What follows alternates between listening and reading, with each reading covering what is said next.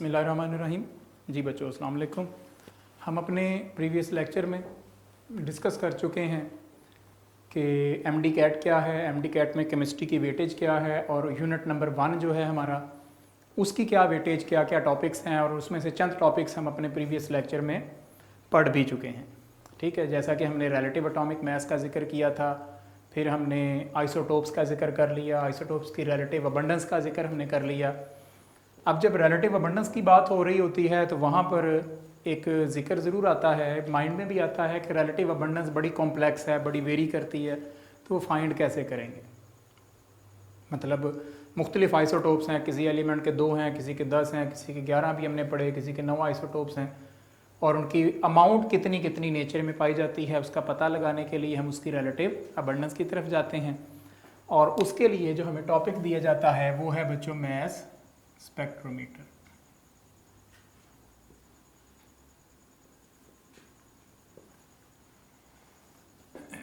जिसके लिए हम लोग अपना बहुत सारा टाइम और लेक्चर्स स्पेंड नहीं करेंगे, क्योंकि हमने ज़ाहिर है एमसीक्यूज़ के लिहाज से इस पॉइंट को समराइज़ करना है। वैसे आपको पता है कि मास स्पेक्ट्रोमीटर का जो मेजर टास्क है वो क्या होता है, टू फाइंड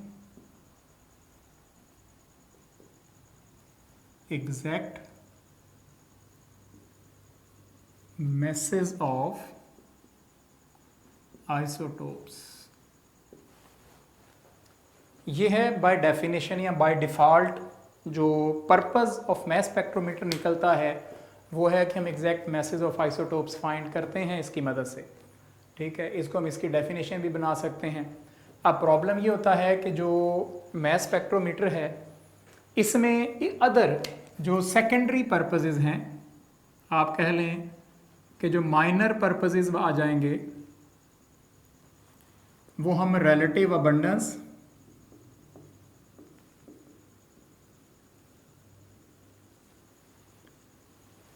और number of isotopes, even separation of isotopes भी करेंगे। ठीक है बच्चों, अब ये एक साल क्वेश्चन ऐसा बना था कि द मेन पर्पस या main objective of mass spectrometer is. अब आंसर में आपको फ़र्ज़ करें कि ये सारी बातें लिखी हुई नज़र आ रही हैं कि आपको एग्जैक्ट मैसेज की बात भी एक ऑप्शन नज़र आ रही है, आपको रिलेटिव अबंडेंस भी नज़र आ रहा है उसमें ऑप्शन में, आपको उसमें सेपरेशन भी आइसोटोप की होती नज़र आ रही है। तो आपको क्या करना है, आपको इनमें से कोई एक बेस्ट टेक्निक बतानी है या बेस्ट अचीवमेंट देनी है कि इनमें से कौन सा बेस्ट आंसर होगा, तो हम मैसेज को हमेशा प्रेफरेंस देंगे, क्योंकि बाय डेफिनेशन हमें ये कहा गया है, बाय डिफ़ॉल्ट ये कहा जा रहा है जी कि मास स्पेक्ट्रोमीटर का पर्पस क्या है, मैसेज ऑफ आइसोटोप्स फाइंड करके देना, इसलिए हम इसी की बात करेंगे। ठीक है, अब ना बच्चों इसमें जो मास स्पेक्ट्रोमीटर है मैं उसको समराइज़ कर रहा हूँ in the form of diagram कि आपके पास इस तरह की एक डिवाइस हम बनाते रहे हैं, इस तरह का एक इंस्ट्रूमेंट का पार्ट होता रहा है जिसमें ये सा हम नेगेटिव टर्मिनल और इसको पॉजिटिव अगर बनाएं तो यहाँ से इलेक्ट्रॉन्स की बम्बार्टमेंट शुरू होती है इस सिमत में। इस सेक्शन को आप कहते थे आयोनाइजेशन चैम्बर।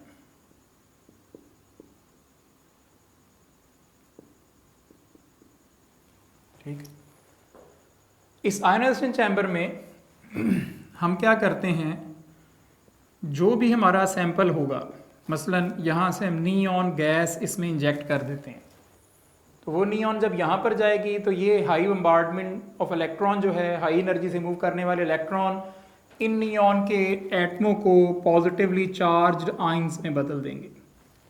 ठीक है जी, नियॉन के एटम किस में बदल जाएंगे, पॉजिटिव चार्ज वाले आइंस में तब्दील हो जाते हैं। फिर उसके बाद ये होता है कि इसके आगे हम लगाते रहे हैं ग्रिड, एक जाली लगती है जिसके ऊपर नेगेटिव पोटेंशियल है, जिसका पोटेंशियल 2000 वोल्ट तक मैक्सिमम दिया जाता है, रेंज है 500 से 2000। ये भी एमसीक्यू है। इस सेक्शन का आयोनाइजेशन चैम्बर का जो प्रेशर है वो रखते हैं 10⁻⁻⁻⁶ to 10⁻⁻⁻⁴ -7 टॉर, ये भी एक MCQ है। आपसे कहा जाता है जी कि मैस स्पेक्ट्रोमीटर में आयोनाइजेशन चैम्बर जो है उसका प्रेशर किस रेंज में मेंटेन करना है, तो वो एक लो प्रेशर की रेंज होगी 10⁻⁶ टू 10⁻⁻7 टॉर। और जो एक्सेलरेटिंग ग्रिड है उसकी वोल्टेज कितनी लगानी है, उसकी रेंज हम दे रहे हैं 500 से मैक्सिमम 2000। समटाइम एग्जामिनर कंफ्यूज करने के लिए आपको ऑप्शंस में, ठीक है ना, मसलन एक क्वेश्चन एग्जामिनर बना देता है जी कि maximum voltage applied eight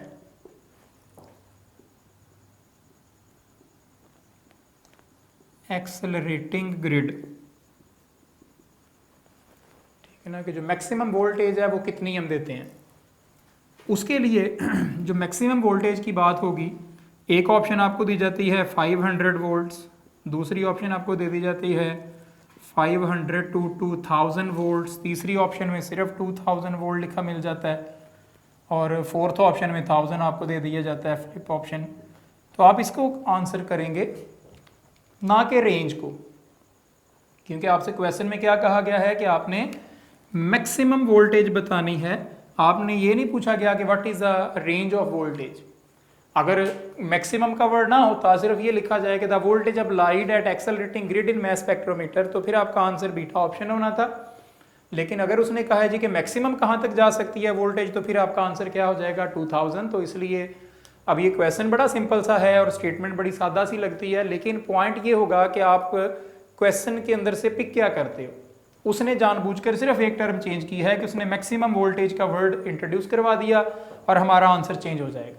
routine में हमें ये आदत भी है और हम ऐसे ही इसको सॉल्व करते हैं कि voltage applied at accelerating grid is, तो वोल्टेज अप्लाइड कितनी होती है 500 टू 2000 वोल्ट्स।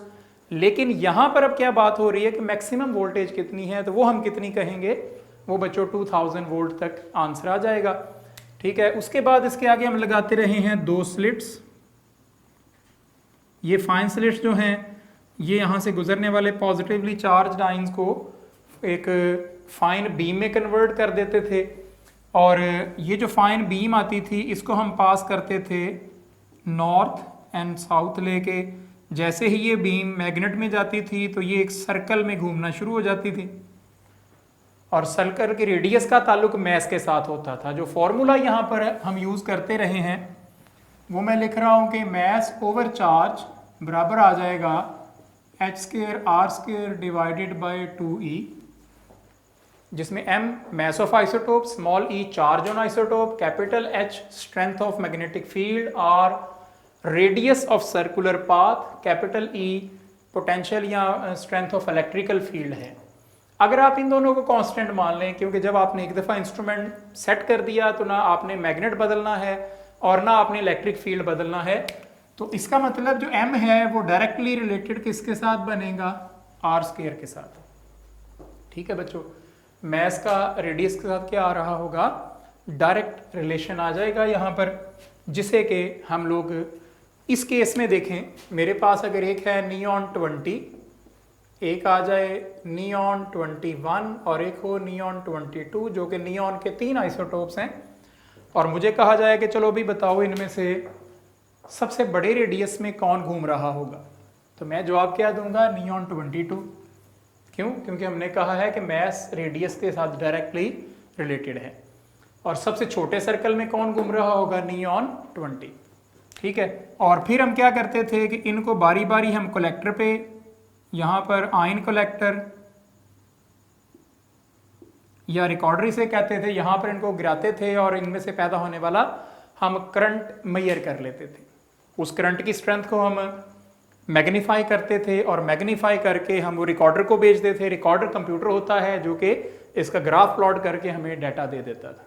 ठीक है बच्चों, ये एक ब्रीफ सा आइडिया है। अब मैंने आपको बताया कि मैस स्पेक्ट्रोमीटर जो है इसमें प्रेशर कितना रखना है आयनाइजेशन चैम्बर का, ये आप याद रखेंगे। एक्सेलरेटिंग ग्रिड की वोल्टेज कितनी है, कलेक्टर का वर्क। अगर आप पिछला लेक्चर, सैंपल लेक्चर याद करें पिछले टॉपिक में, तो मैंने आपको यहाँ से एक क्वेश्चन लिखवाया था जो UHS ने पूछा हुआ है कि कलेक्टर क्या रीड करता है, क्या बताता है। तो हमने कहा था कि कलेक्टर पे पैदा होने वाला करंट क्या बताएगा, रिलेटिव अबंडेंस ऑफ आइसोटोप्स बताएगा। जो इसका ग्राफ आता है जिसमें एक्स एक्सिस पर m/e और वाई एक्सिस पर इनकी रिलेटिव अबंडेंस लिखी जाती है। ठीक है जी, एक्स एक्सिस पर m/e और वाई एक्सिस पर क्या लिखेंगे, रिलेटिव अबंडेंस ऑफ आइसोटोप्स लिखेंगे। जिसमें नियॉन 20 वाली लाइन अगर इस तरह है, ये 21 वाली होगी और इधर इस तरह 22, ये होगी 20, 21 एंड 22। इसका मतलब यहां से नंबर ऑफ पीक्स क्या बता रही हैं, number of isotopes, height off peak क्या बताएगी, रिलेटिव अबंडेंस ऑफ आइसोटोप। ठीक है, हाइट ऑफ पीक हमें बताएगी रिलेटिव अबंडेंस ऑफ आइसोटोप्स। फिर इस ग्राफ के एक्स एक्सिस से क्या इंफॉर्मेशन हासिल हो रही हैं, इसके वाई एक्सिस से क्या इंफॉर्मेशन हासिल हो रही हैं, ये सारे पॉइंट्स आप ऑब्जर्व करेंगे और लाजमी होगा क्योंकि ये सारे एमसीक्यूज बन जाते हैं। ठीक है, फिर ना एक साल इस तरह का ग्राफ बनाया है यूएचएस ने। जब क्वेश्चन देखें कि यूएचएस कैसे आपसे जो है ना वो डील करने जा रहा है, ये वाला ग्राफ दे दिया और स्टेटमेंट एक लंबी चौड़ी बनाना शुरू की कि जी नियॉन के 3 आइसोटोप होते हैं जिनके मैसेज 20, 21 और 22 होते हैं और उनको इस ग्राफ की शक्ल में हमने मास स्पेक्ट्रोमीटर में ऑब्जर्व कर लिया। और एंड पे सवाल क्या था कि what is average atomic mass of neon. ठीक है, अब वो एवरेज कैसे निकालना है वो हमने अभी फॉर्मूला उसका हम बनाएंगे, लेकिन मकसद है कि उस सारे स्टेटमेंट में इस ग्राफ का दिया जाना और वो स्टेटमेंट में सारा कुछ लिखने का पर्पज सिर्फ आपका टाइम स्पेंड करवाना था, ताकि आपके वो जब टाइम ज़ाया होगा स्टेटमेंट एक बड़ी देख के उसको समझने में, तो आप उससे अगले आने वाले आसान क्वेश्चंस को भी गलत करेंगे। तो इसलिए ये चीज़ ज़रा गौर करनी है कि आप लोग क्या इन्फॉर्मेशन कहाँ से कलेक्ट करते हैं और उसको अपने आंसर में कितनी जल्दी आप क्लिक करते हैं कि हमसे क्या डिमांड की जा रही है। ठीक बच्चों, तो ये ना एक ब्रीफ सा अंदाज़ा मैंने उसको बयान कर दिया कि रिलेटिव एटॉमिक मास क्या है, उसके अंदर आपने ग्राफ देखना है। इस रिलेटिव एटॉमिक मास में भी इस रिलेटिव अबंडेंस का रेफरेंस स्टैंडर्ड हमने कार्बन 12 को ही रखा हुआ है। ठीक है बच्चों, तो इसको आप समराइज करके आगे चलेंगे तो हमारे पास इसी रिलेटिव अबंडेंस के लिहाज से एक टॉपिक आ रहा है जिसे हम कहते हैं एवरेज एटॉमिक मास।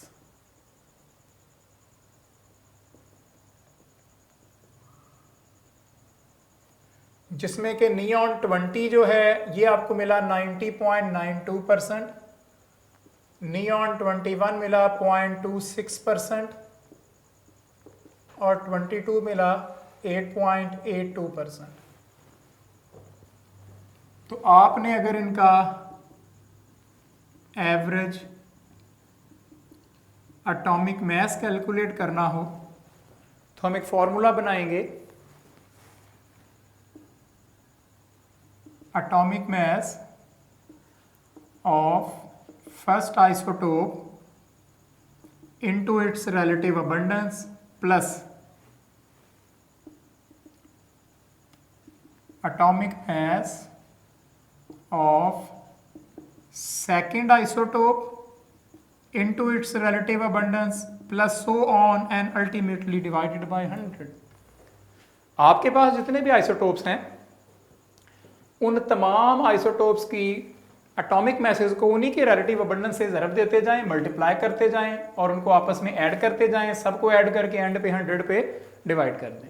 तो ये क्या निकल आया करेगा, एवरेज एटॉमिक मास। जैसा कि ये ऊपर वाले एग्जाम्पल में 20 into 90.92 plus 21 into 0.26 plus 22 into 8.82 ultimately 100 और आंसर आया 20.18 AMU। ये उस क्वेश्चन का आंसर था जो मैं थोड़ी देर पहले बयान कर रहा था आपसे कि उसने मतलब हमें डाइवर्ट करने के लिए इस्तेमाल किया ग्राफ का। ग्राफ बना दिया, ग्राफ में से ये पूछना शुरू कर दिया जी कि 3 आइसोटोप निकल आए, उनके एटॉमिक मैसेज ये आ गए, रिलेटिव अबंडेंस ये आ गई और आंसर ये था। अब आप लोग यहाँ पर ये क्लेम कर रहे होते हो कि जी ये तो बड़ी कैलकुलेशन है, ये एक ही मिसाल है जो आपके सिलेबस में है, जो एग्जाम्पल है टेक्स्ट बुक की, और जितनी दफ़ा भी क्वेश्चन आया है यूएचएस में इसके अलावा नहीं आया।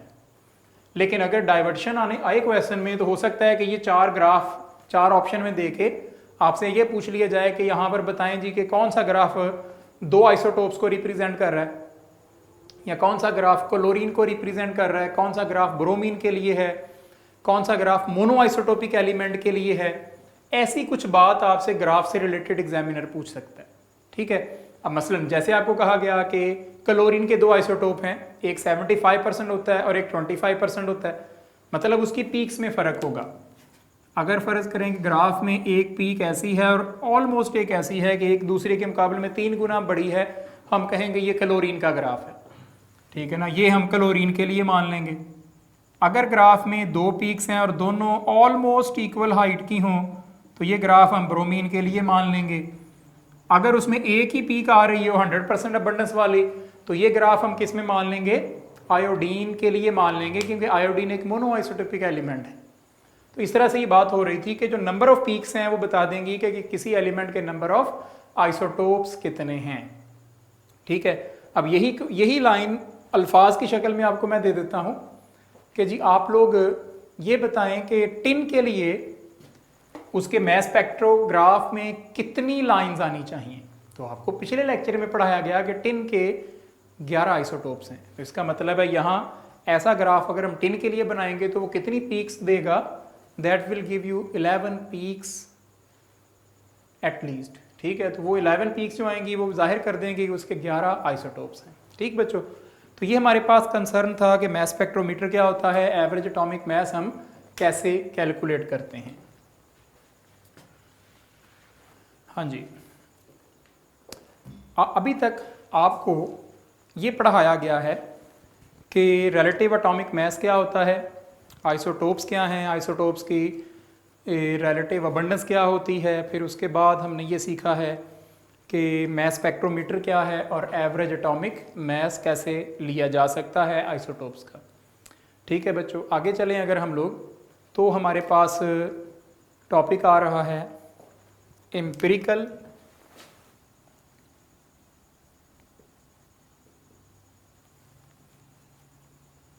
And molecular formula.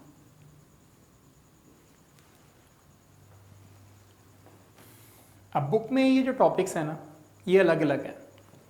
पहले एक पूरी डिस्कशन विद एग्जांपल्स न्यूमेरिकल्स मौजूद है अबाउट एम्पिरिकल फार्मूला, और उसके बाद बात शुरू होती है मॉलिक्यूलर फार्मूला। हम लोग यहाँ पर इनको ज्वाइंट करवा रहे हैं क्योंकि हमें उस लेवल की कैलकुलेशन नहीं आएंगी कि आप को परसेंटेजेस दे के और उसे कहा जाएगा कि आप एम्पिरिकल फार्मूला निकालें। अगर वो आई तो बहुत सिंपल होंगी। ठीक है, अब एम्पिरिकल फार्मूला को हम कहते रहे हैं कि ये क्या है, simplest formula giving simple whole number ratio of atoms. ठीक है जी, जो एम्पिरिकल फार्मूला है ये क्या है, ये है एक सिंपलेस्ट फार्मूला जो कि simple whole number ratio atoms के दरमियान बताएगा। इसे हम इसका क्या कहा करेंगे, एम्पिरिकल फार्मूला कहा करेंगे। और मॉलिक्यूलर फार्मूला क्या होगा, एक्चुअल फार्मूला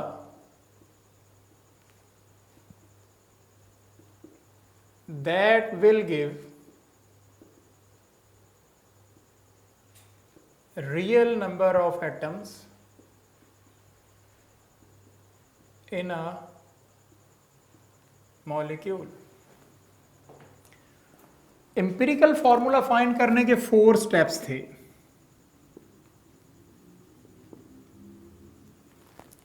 मैं वो 4 स्टेप हाईलाइट तो कर देता हूं, लेकिन उन 4 स्टेप्स का आपके साथ कैलकुलेशन की हद तक कोई बड़ा लिंक नहीं रहेगा इन फ्यूचर।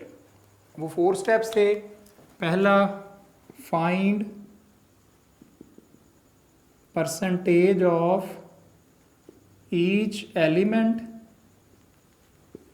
In compound. दूसरा, पहले नंबर पर क्या था कि आपने परसेंटेज ऑफ ईच एलिमेंट बतानी है गिवन कंपाउंड में। दूसरे नंबर पर क्या था, आपने ग्राम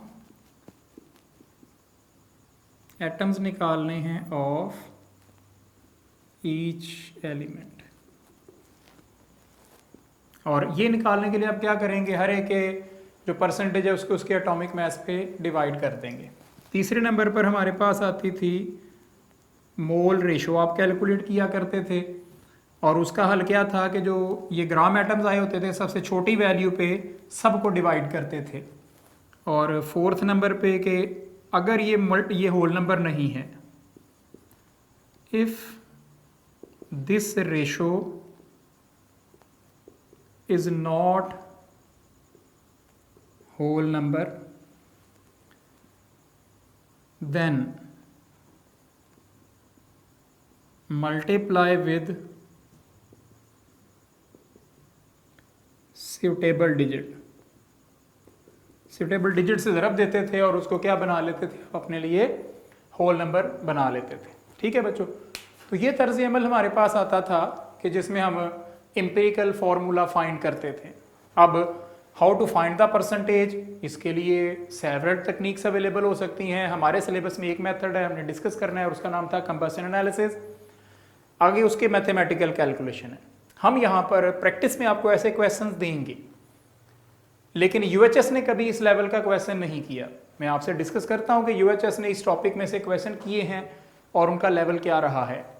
लेकिन ऐसा क्वेश्चन कि जी आपको ये वाला काम करें कि आपको हर 3-4 एलिमेंट की परसेंटेजेस दे दें और फिर आपसे कहें कि आप उनके ऊपर ये वाले 3 स्टेप लगाओ और उसका एम्पिरिकल फार्मूला निकालो, ये अमूमन नहीं यूएचएस का पार्ट रहा, क्योंकि कैलकुलेशन कॉम्प्लिकेटेड कर देता है और ये नहीं पूछा जाता।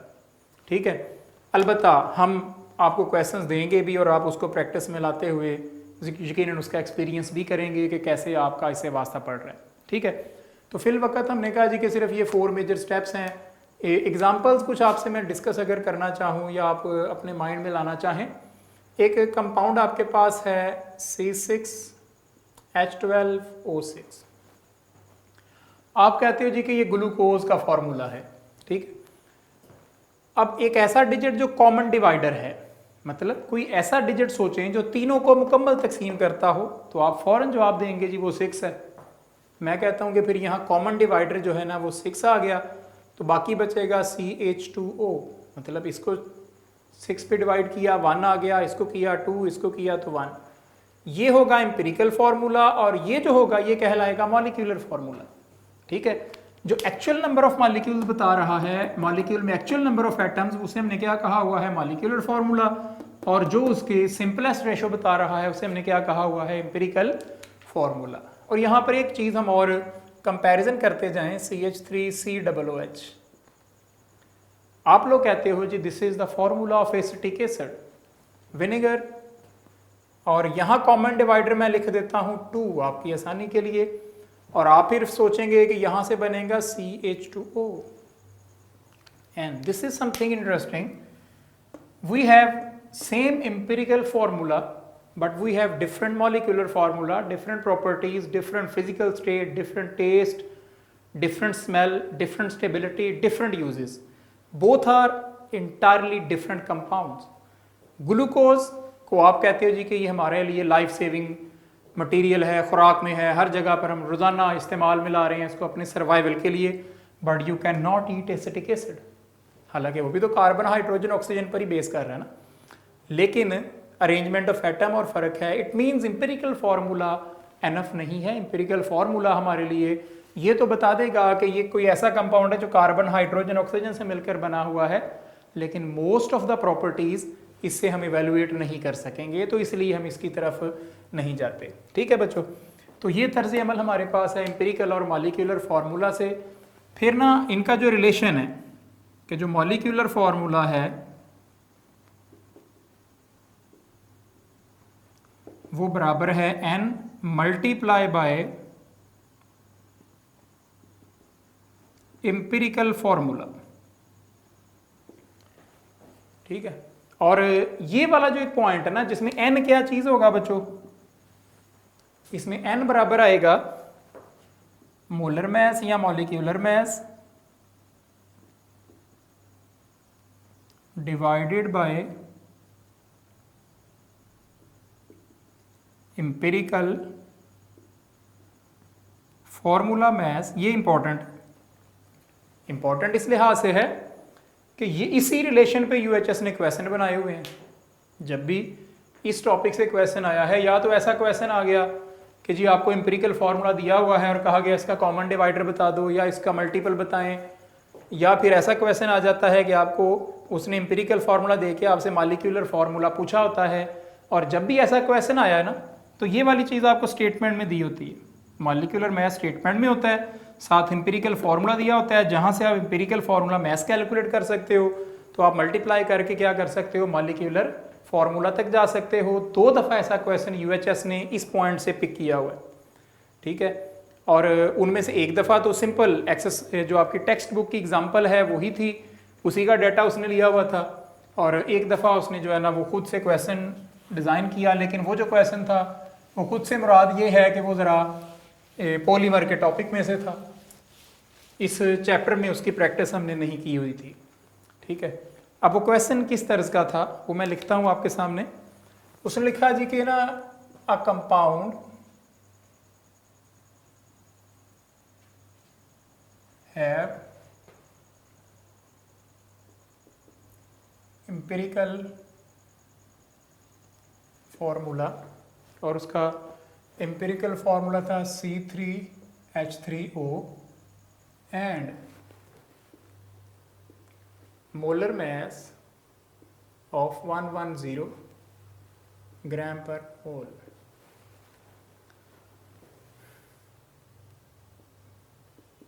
What could be its molecular formula, ठीक है। ये इस तरह की स्टेटमेंट बनी हुई थी। ये पास्ट पेपर यूएचएस का क्वेश्चन है। अब ना इस स्टेटमेंट में मैं इसको सॉल्व नहीं करने जा रहा, आप लोग इसको सॉल्व करेंगे तो n, मैं हिंट दे रहा हूँ, n की वैल्यू आएगी 2, और जो मॉलिक्यूलर फॉर्मूला का आंसर आपने सेलेक्ट करना था ना वो आ जाना था C6H6O2। ये वाली ऑप्शन आपने वो अल्फा बीटा गैमा डेल्टा जिसमें भी थी आपने उसको क्लिक कर देना था, ठीक है। इस तरह का क्वेश्चन आपको इस टॉपिक में से पास्ट पेपर में पूछा जा चुका है। इसी तरह के क्वेश्चन एक दफ़ा और भी था कि जी आपके पास एक कंपाउंड है जिसका मैं सिर्फ उसका हिंट लिख रहा हूँ। एम्पिरिकल फॉर्मूला जो कंपाउंड का था ना वो आपको दे दिया गया CH2, और जो मॉलिक्यूलर मास था डाटा में जो गिवन चीजें थी,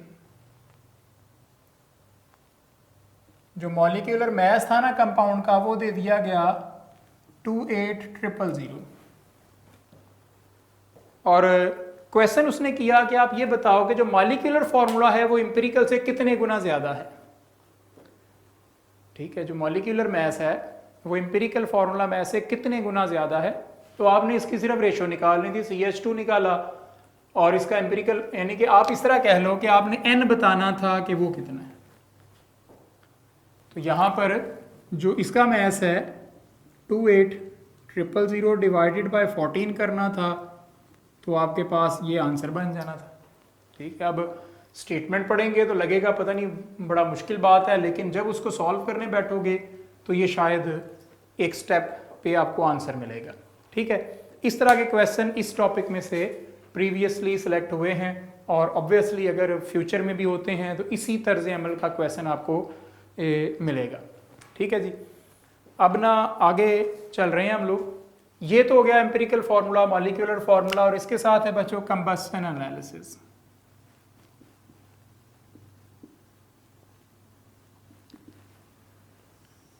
हम कंबस्शन एनालिसिस पढ़ने लगे हैं। कंबस्शन एनालिसिस का मकसद क्या है, ये वाला पॉइंट, परसेंटेज कैसे फाइंड करेंगे एलिमेंट्स की।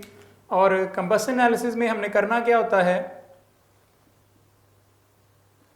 burn compound in presence of oxygen। जब कंपाउंड को ऑक्सीजन की प्रेजेंस में जलाओगे तो जो सोल प्रोडक्ट्स आएंगे वो आ जाएंगे कार्बन डाइऑक्साइड और वाटर। इनको हम करवाएंगे एब्जॉर्ब।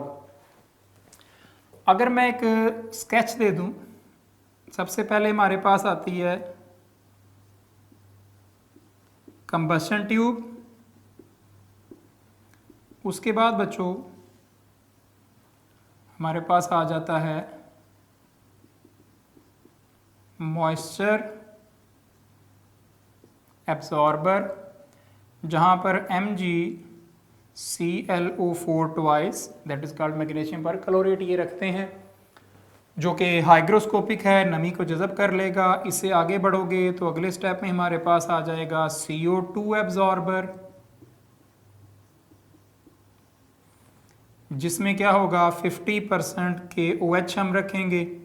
और ये 50% KOH का मतलब है जितना पानी उतना ही KOH डाल के सोल्यूशन बना लें, और उसमें CO2 एब्जॉर्ब होगी। और उसे आगे चलोगे तो अदर फ्लू गैसेज हैं, जो वेस्ट है, जिसके साथ हमारा कोई कंसर्न नहीं होता है। हमारे मुताबिक हमें सिर्फ ये दो ही चीज़ें चाहिए, मॉइस्चर और कार्बन डाइऑक्साइड। और इनका हम यूज़ करते हैं परसेंटेजेस ऑफ एलिमेंट्स को फाइंड करने में, जिसमें परसेंटेज ऑफ हाइड्रोजन और परसेंटेज ऑफ कार्बन हम निकाला करेंगे। और हम कहेंगे कि percentage of oxygen by the method of difference calculate होगी। इनके जो फॉर्मूलाज हैं वो मैं आपके सामने लिख देता हूँ, लेकिन उन फार्मूलाज पे क्वेश्चन सिर्फ यही हो सकता है कि फार्मूला लिख दें, इससे बड़ा क्वेश्चन नहीं होगा। मतलब 4 ऑप्शन में से आपको ये सेलेक्ट करना पड़ जाए। और ऐसा क्वेश्चन आया भी हुआ है पास्ट में कि जी परसेंटेज ऑफ हाइड्रोजन किस फार्मूला से कंबशन एनालिसिस में कैलकुलेट करते हैं, या परसेंटेज ऑफ कार्बन कैसे कैलकुलेट करते हैं, या परसेंटेज ऑफ ऑक्सीजन कैसे कैलकुलेट करते हैं। बाकी इसकी न्यूमेरिकल प्रैक्टिस में क्वेश्चन हमें नहीं मिलेगा UHS MD-CAT के क्वेश्चंस को डील करते हुए। ठीक है, अब ना परसेंटेज ऑफ हाइड्रोजन के लिए फॉर्मूला आप लिखोगे मैस ऑफ वाटर जो प्रोड्यूस हुआ divided by mass of compound या ऑर्गेनिक कंपाउंड कह लें, मोर आप प्रॉपर वर्डिंग यूज करना चाहते हैं, जो हमने एक्सपेरिमेंट में लिया, मल्टीप्लाई बाय 2.016 ओवर 18 इंटू 100। ये आप मान लें कांस्टेंट फैक्टर है, ये ऐसे ही रहेगा हमेशा। ये 2 वेरिएबल होंगे। परसेंटेज ऑफ कार्बन के लिए हम क्या करेंगे, mass of CO2 over mass of, चलें इसको मैं प्रॉपर लिख देता हूं यहाँ पर, ऑर्गेनिक कंपाउंड इंटू 12/44 इंटू 100। ठीक है बच्चों, तो इस फॉर्मूला से आप क्या करेंगे, आप लोग परसेंटेज ऑफ कार्बन निकाल लेंगे, और परसेंटेज ऑफ ऑक्सीजन जो है वो आ जाएगी 100 माइनस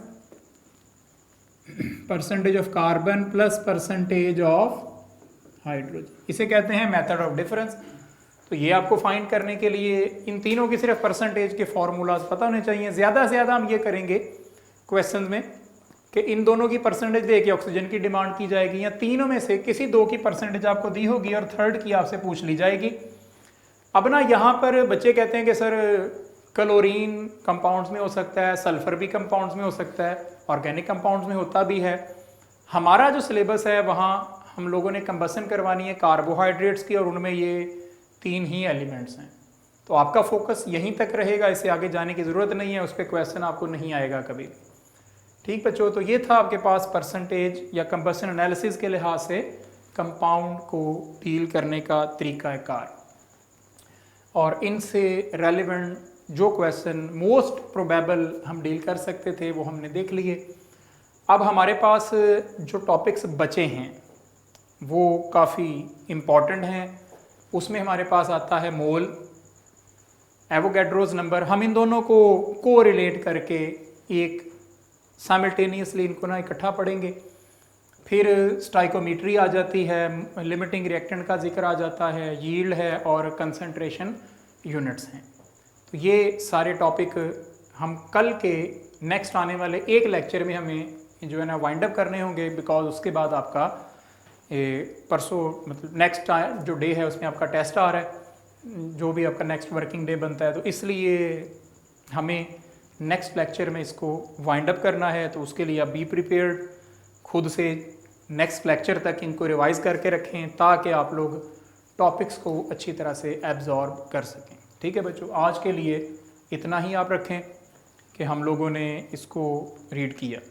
और बड़ा अच्छा हाल ये होता है कि आप लोग अगर आप प्रॉपर प्लानिंग से काम कर रहे हैं, तो जैसे मैंने कहा कि आप ये टॉपिक पढ़ चुके हैं और चैप्टर नंबर 1 आपके पास अवेलेबल है, उसके कुछ 150 MCQs हैं, उनमें से चाहे 2 बनते हैं, 3 बनते हैं, 10 बनते हैं इस टॉपिक से रिलेटेड, और वो एक नज़र सिर्फ उनको देखते जाएं, आपको नज़र आ जाएगा कि सारे टॉपिक्स में कहाँ पर ये वाले MCQs हैं। वो वाले चंद MCQs उस दिन सॉल्व करें, चाहे वो असाइनमेंट के हैं और चाहे वो स्टार्स की बुक के हैं। ठीक है, और अगर वो आप नहीं कर पा रहे तो यकीनन आप अपने टीचर से उनको डील करेंगे, लेकिन उनकी प्रैक्टिस ज़रूरी है। सॉल्विंग टेक्निक देखें, 4 ऑप्शंस पे गौर करें कि 4 में से जो दुरुस्त ऑप्शन है एग्जैक्ट वही क्यों ठीक है, बाकी 3 में क्या प्रॉब्लम हो सकता है, वो ठीक क्यों नहीं है। ना कि आप उन चंद MCQs को मेमोराइज़ कर लें और ये सोच लें कि अब इनमें से एग्ज़ाम हो जाएगा और हम सक्सेसफुल होंगे। टेक्निक आएगी तो आप लोग किसी भी तर्ज का क्वेश्चन सॉल्व करेंगे, और अगर क्वेश्चंस को याद करते रहेंगे तो फिर आप प्रॉब्लम में ही रहेंगे। ठीक है बच्चों, तो कल हम अपने आने वाले लेक्चर को वाइंड अप करते हैं। ओके बच्चों, आज के लिए शुक्रिया, अल्लाह हाफ़िज़।